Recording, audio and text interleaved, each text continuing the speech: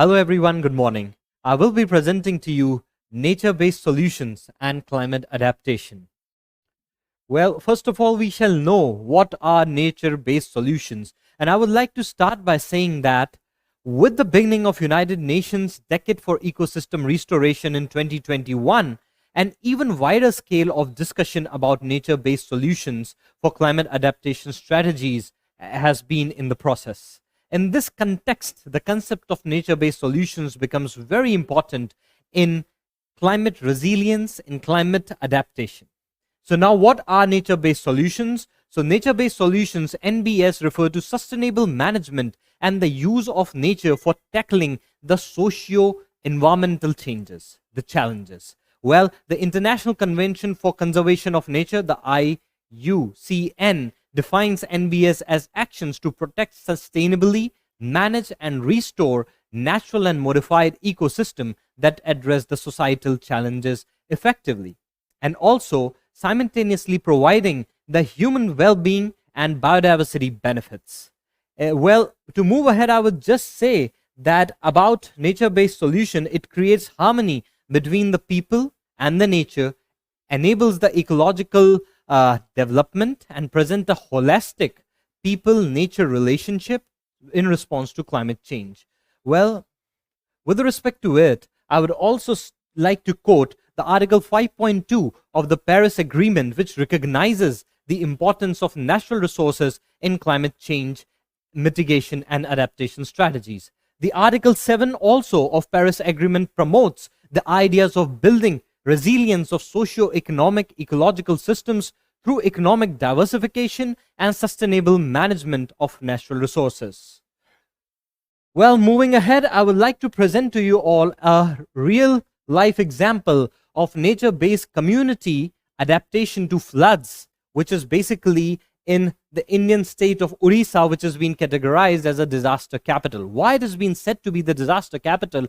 Because the eastern state of Odisha, which has been situated along the coastlines of Bay of Bengal, frequently suffers from cyclones, floods, and occasional tsunamis as well.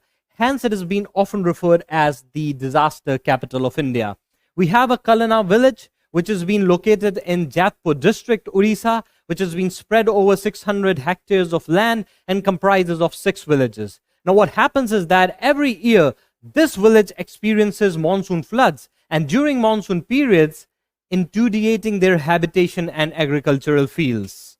Well, talking about the NBS, what happens is here that how nature-based solutions are being applied in the case of floods here, that each house of this community is being constructed on an elevated platform, which is being with a base of 5 to 15 meters high from the ground. Now, when the base is high, the earth is being dug from a side from the house, and in this process, the earth which is being dug is being converted into ponds. So what happens is that there are as many as 10 ponds which has been created by the villagers that explain that first the ponds get filled when the floods occur, and thus becoming a kind of a buffer zone in basically providing lead time and also a time for it. It also provides them a reason for fishing. Well, this is a house which is being constructed as a nature-based solution in Kalana village in Odisha. And with this house, we can see there is an elevated platform. The house is being constructed 10 to 15 meters high. And while the construction of these houses in the recent times, well, the other houses have been converted into concrete. So what happens is that those concrete houses don't have the capacity to, fight towards the flooding. So what happens is that a significant traditional number of these kind of houses remain, in which the walls are being made up of bamboo sticks. So with the bamboo sticks, one can explain that the earthen wall collapse, right, when the flood water comes, but the bamboo sticks do not collapse when the water comes. I'll show you here in this picture. What happens is that these are an elevated platform. There is also this kind of a nature-based solution has been there. There is an elevated platform. The walls are being constructed by bamboo sticks. So it is basically a nature-based solution to fight against the excessive flooding of this area. Now, this is, I've already said, what happens is that in these kind of agricultural practices have changed over the period of time. The community, what it has done, it has changed the agricultural practice, and it has moved from the paddy growing to the growing of vegetables, because paddy is a water intensive crop. So there is also this kind of climate adaptation done by the community. They also construct community kitchens. Well, what happens is that they have been operated during the period of floods, and to minimize the flood duration, community has mobilized following an embankment breach, and the banks are also there with respect to the stone packing. So moving ahead, this is kind of house I've already explained, which has been there in Orissa, and this is another kind of a house, elevated platform. We have bamboo sticks to protect them from the flood. This is a very basic example of nature-based solution. So I'd like to just quickly tell you the role of nature-based solution in climate action.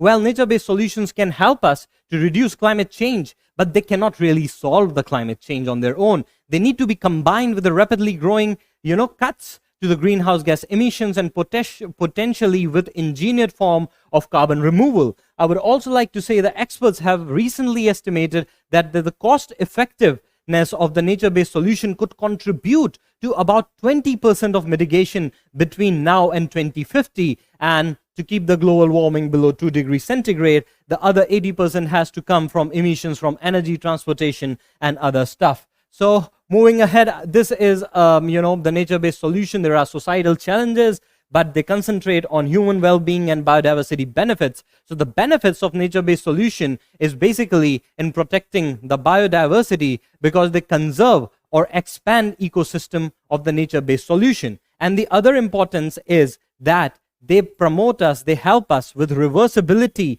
in the ecosystem. Well, I'll just like to comment on the limitations of nature-based solutions. That is, the biggest limitation is that they're highly context specific. Their effectiveness with respect to particular context can be there.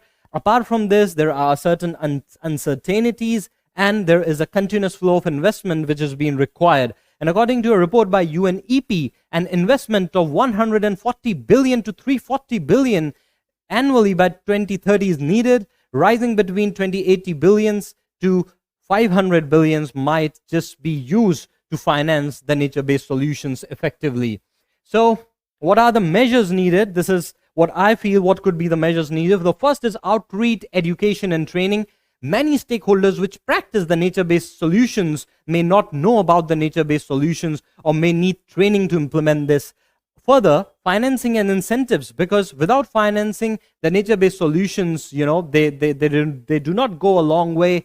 And right sizing. When I say right sizing, I say that since some of the NBS, the nature-based solutions such as forestation, they compete for land with other uses. So good governance can also ensure that these solutions get implemented in appropriate scales and contributing to the overall sustainable development. So the way forward is that I would just like to say with respect to it that if we can address the complexities of resolving the nature-based solutions along with securing sustainable investment, right sizing, well, we might develop a climate resilient future contributing to protection and conservation of restoring our natural resources and also climate adaptation.